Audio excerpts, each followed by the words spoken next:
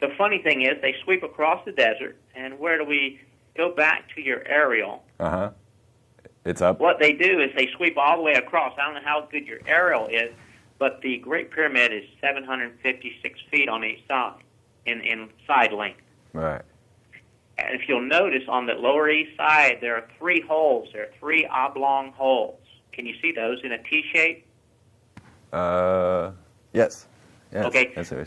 Those holes. Each one of those holes is probably the length of two mobile homes.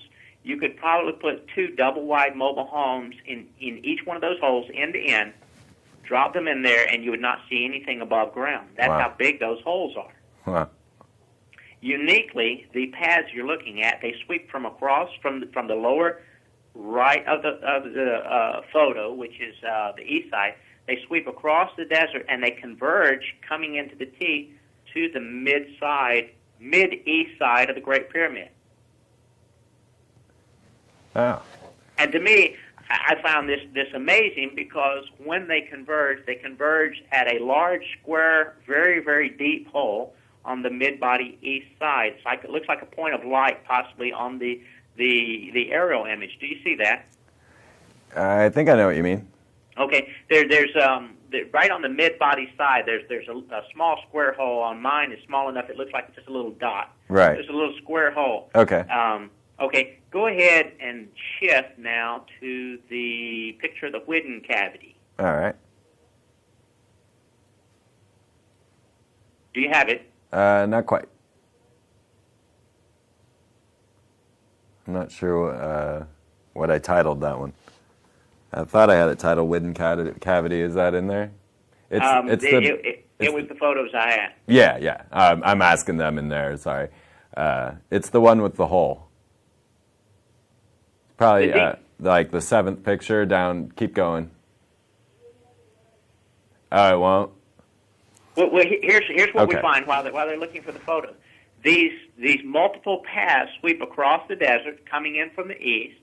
They miss those 3 oblong holes that anyone can go to Google and see those, and they sweep and they converge right at a place. And I got to looking, and I said, if you move rocks in from the east, if you moved enough of them, you would have a hill. Right. Not a hole. Why would you have a hole? Do you have the cavity? I don't think it's loading for some reason. We always have little technical.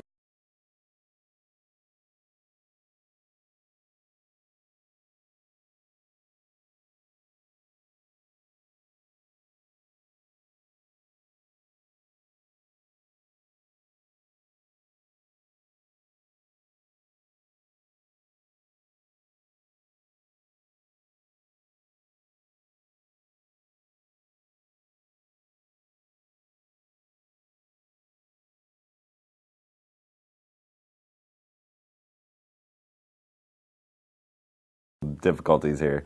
Okay, well, it's available on site. As a matter of fact, we SolomonSeries.com. Let me just throw that out there for you so that people know it's there you go. Okay, the SolomonSeries.com is where you want to be looking for Ted's information.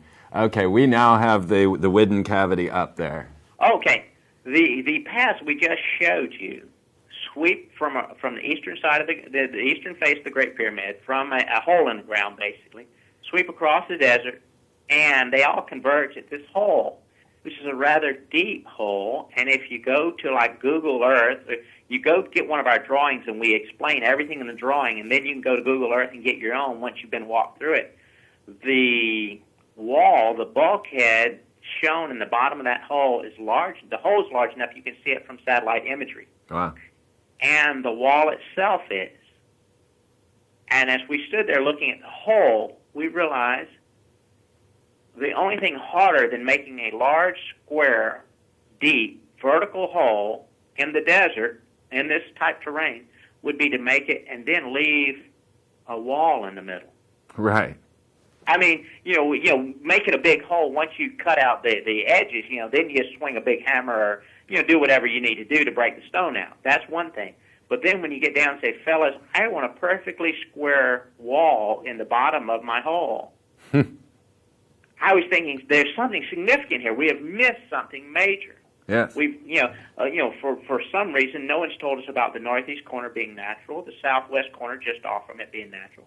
They've never eliminated 3 approach paths. They've never showed us the east side approach path and these little flip-flop tools with rocks sitting between them. And I'm going, what have we missed here? Because they all converged, had a big hole on the mid-east side. Intriguing. No one had claimed it, so I put my name on it. Yeah, good for you. What the heck? Yeah. The unique thing is, as you examine the wall in the middle, I mean, the hole is phenomenal. It's about 30 by 30 squares, probably 60, 70 feet deep. And I'm like going, someone went to a big problem for this. Yeah. To put this in. As I examined the wall from up above, I realized down at the bottom of the hole, there's actually a hole, a large hole, probably 2 foot around, that penetrates the wall. Not only did they build a wall, they knocked a hole in the wall. And then as we were doing our study, we realized this was built for a purpose. And it's absolutely astounding when you look at it. So, is this going along lines with your perpetual motion device? What we did find a repeat design. The design we show you with the Whidden cavity is replicated at least 5 times in the structure itself. So once we identified the structure and what it does, we realized this is no coincidence. So you mean these are inside the pyramid, are you saying? There are structures within the pyramid that once you understand what it does physically, mechanically, there are more than one. Huh.